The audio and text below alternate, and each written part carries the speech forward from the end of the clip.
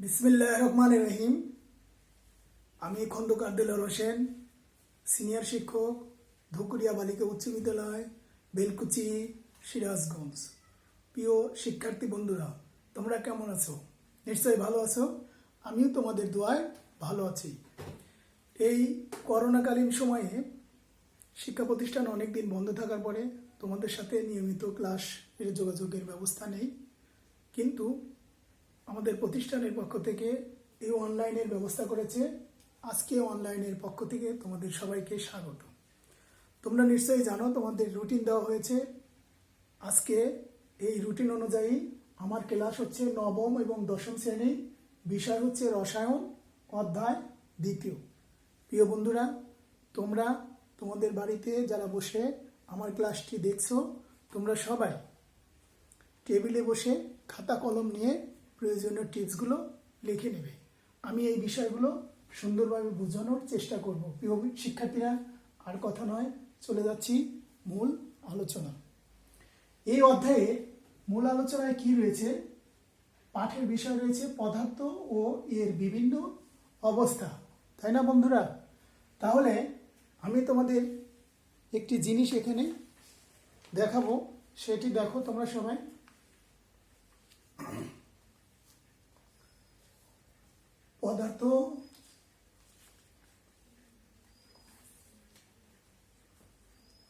পদার্থ ও এর বিভিন্ন অবস্থা। তোমাদের কিন্তু আগেই জানতে হবে যে পদার্থ কি জিনিস। তোমাদের মনে কিন্তু কোশ্চেন উদয় হয়েছে, প্রিয় শিক্ষার্থীরা। তাহলে পদার্থ কি জিনিস? তাহলে পদার্থ, পদার্থ কি কি কি বৈশিষ্ট্য থাকলে আমরা কোন বস্তুকে পদার্থ বলবো, আর ওই বৈশিষ্ট্যগুলো যদি আমরা লক্ষ্য না করি, তাহলে সেই পদার্থকে আমরা পদার্থ বলবো না। তাহলে অবশ্যই দুইটি বৈশিষ্ট্য লক্ষ্য করলে আমরা বলবো সেটি পদার্থ। একটি হচ্ছে কি? নির্দিষ্ট ভর, নির্দিষ্ট ভর, আর হচ্ছে জায়গা দখল করে, জায়গা দখল।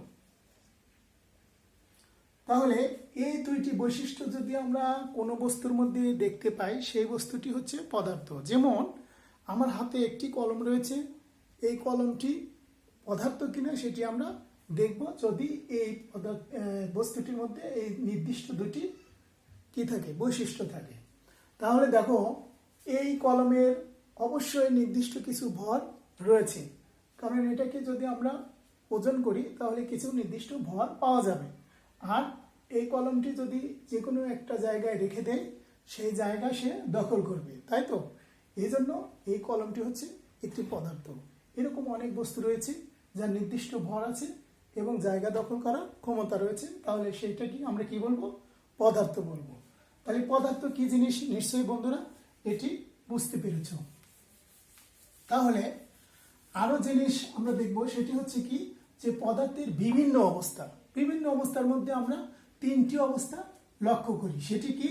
একটি হচ্ছে কঠিন, কঠিন, তাই তো? কঠিন।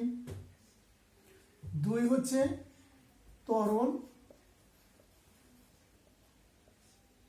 তিন হচ্ছে বায়বীয়, বায়বীয় বা গ্যাসীয়।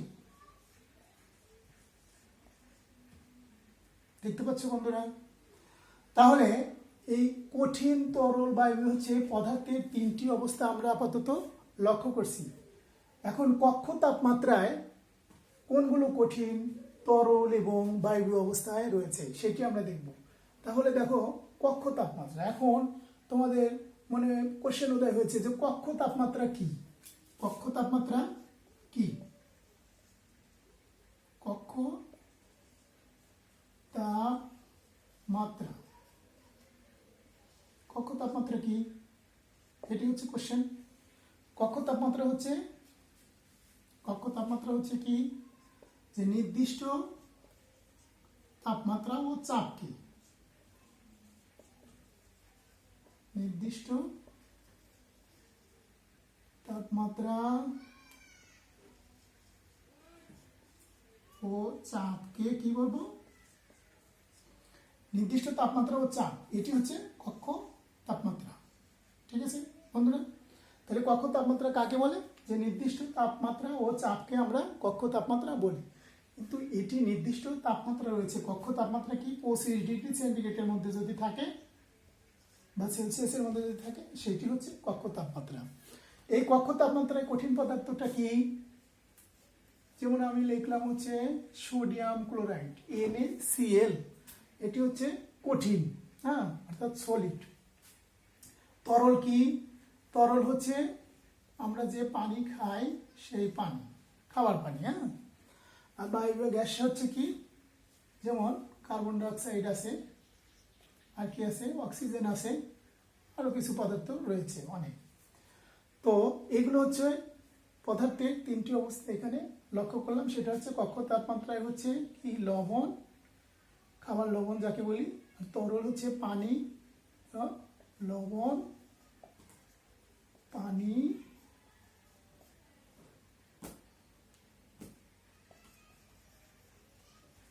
আর হচ্ছে কি কার্বন ডাইঅক্সাইড,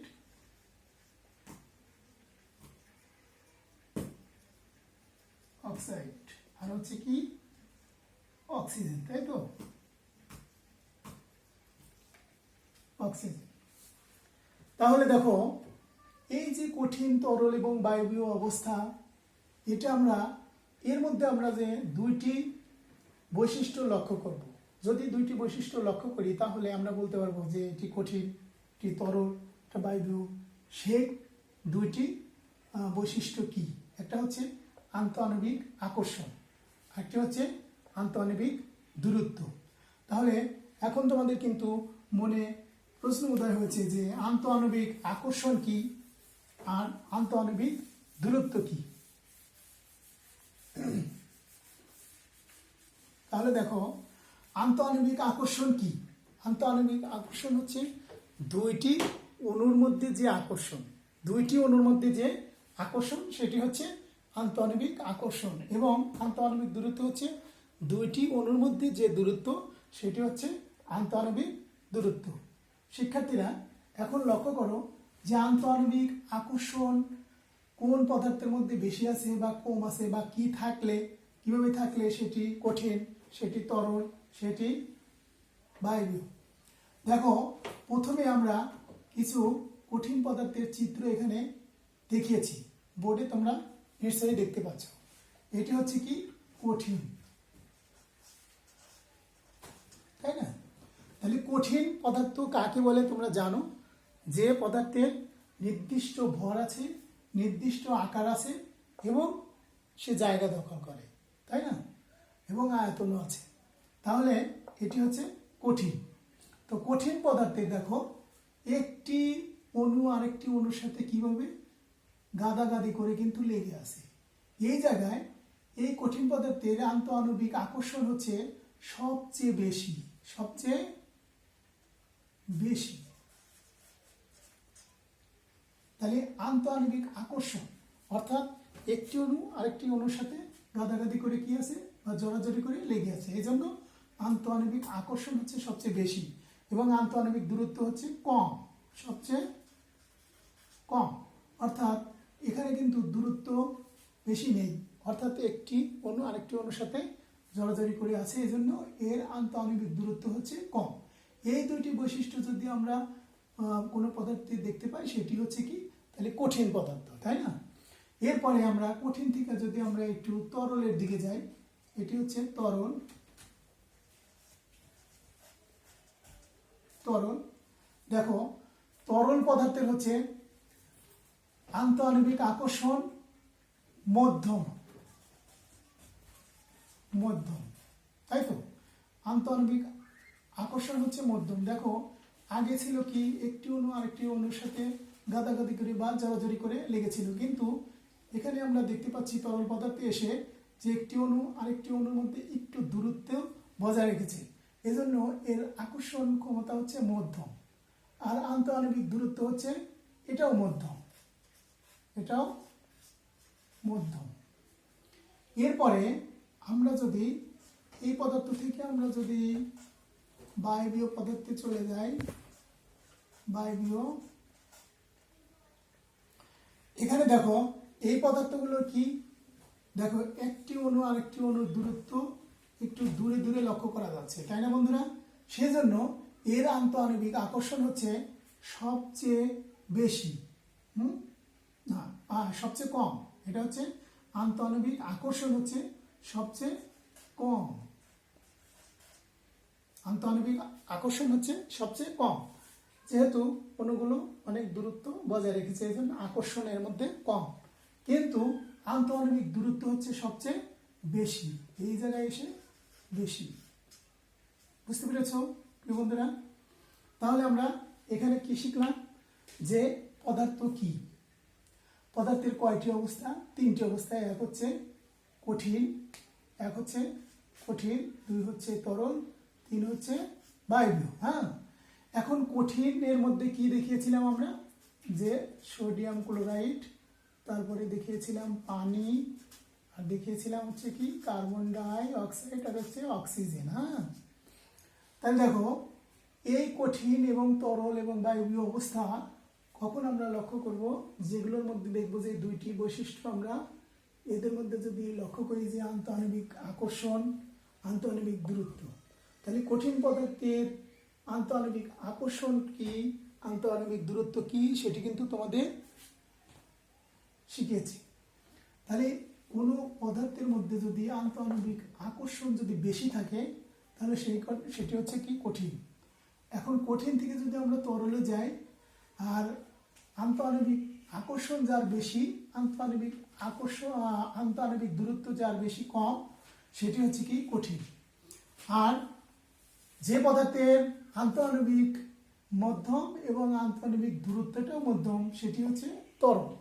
আর তরলের থেকে যদি আমরা বায়বীয়ের দিকে যাই, সেটি হচ্ছে আন্তঃআণবিক দূরত্ব সবচেয়ে কম, মানে আন্তঃআণবিক আকর্ষণ সবচেয়ে কম এবং আন্তঃআণবিক দূরত্ব হচ্ছে সবচেয়ে বেশি।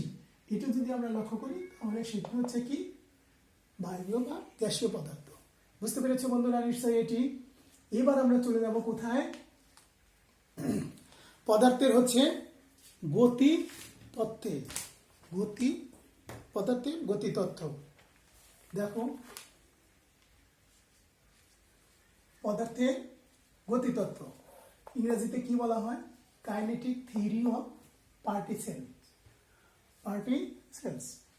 দেখো আমরা নিশ্চয়ই কিছুক্ষণ আগে তোমাদেরকে কিন্তু বলেছি যে পদার্থ কি, কোন দুটি বৈশিষ্ট্য থাকলে সেগুলো পদার্থ, আর কোন দুটি বৈশিষ্ট্যর মধ্যে আমরা যদি দেখতে না পাই সেটি পদার্থ নয়। তাহলে এখন আমরা এখানে একটা জিনিস দেখাবো, সেটি হচ্ছে এখানে লিখলাম হচ্ছে কি ভর, আর হচ্ছে জায়গা,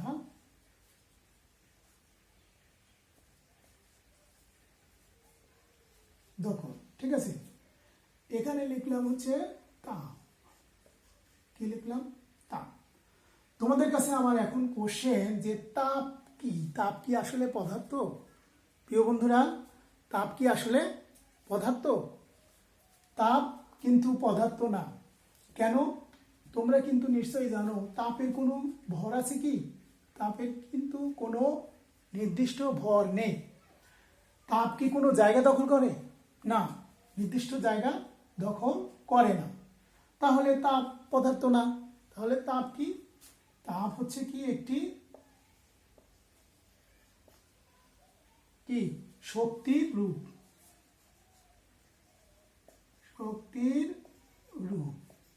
তাই না? অনেকগুলো রূপের মধ্যে তাপ হচ্ছে একটি শক্তির রূপ।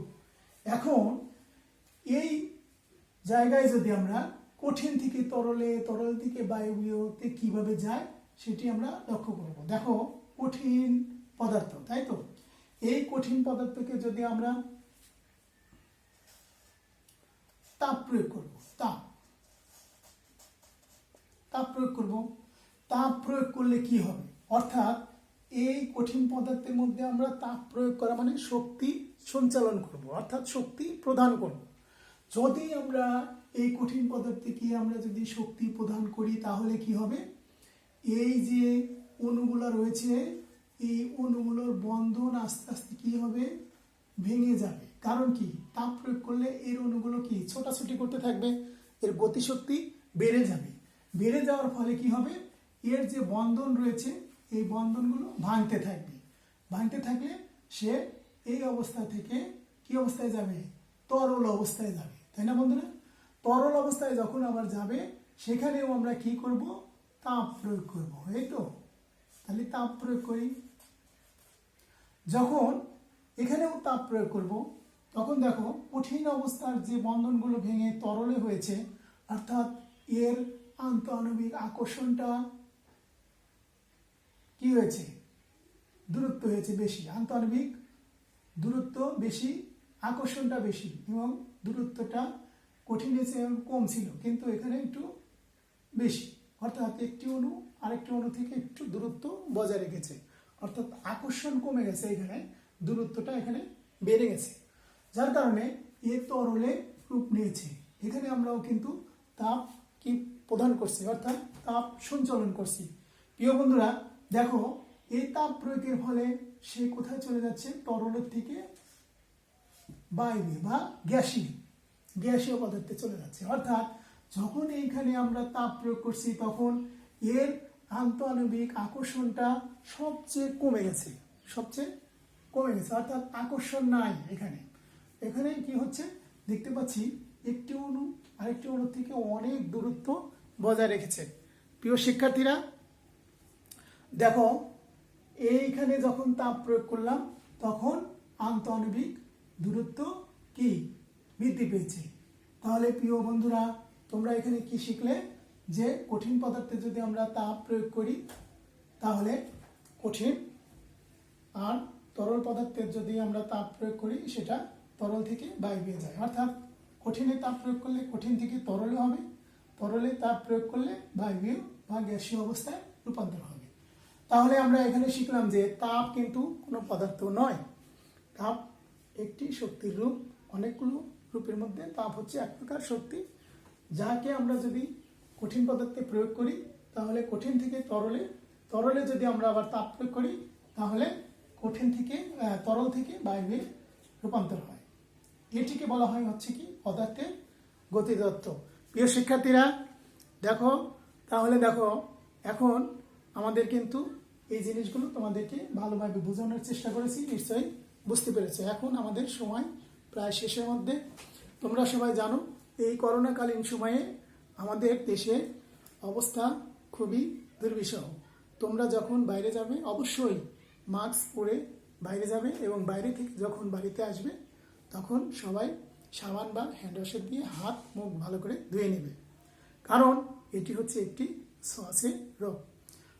তাহলে আমরা আর কথা নয়, পরবর্তী ক্লাসে তোমাদের সাথে আবারও দেখা হবে। এই বিষয়টি তোমরা ভালোভাবে আরেকবার তোমাদের বই দেখে পড়ে নেবে। আজ এ পর্যন্তই। এই শিক্ষার্থী বন্ধুরা সবাই ভালো থাকো, সুস্থ থাকো, আমাদের জন্য দোয়া রাখবে। কিছুক্ষণ আগে যে ক্লাসটি নিয়েছিলাম সরাসরি দেখানোর কথা ছিল, কিন্তু বিদ্যুৎ গোলযোগের কারণে আমরা সেটি দেখাতে পারিনি, এই জন্য তোমাদের কাছে আবারও দুঃখ প্রকাশ করছি। এখন এটি আমরা আপলোড করব, কারেন্ট আসা মাত্রই আপলোড করে দেব, তোমরা পরবর্তী অ্যান্ড্রয়েড সেটের মাধ্যমে দেখে নেবে। সবাইকে ধন্যবাদ, ভালো থাকো, সুস্থ থাকো, আল্লাহ হাফেজ।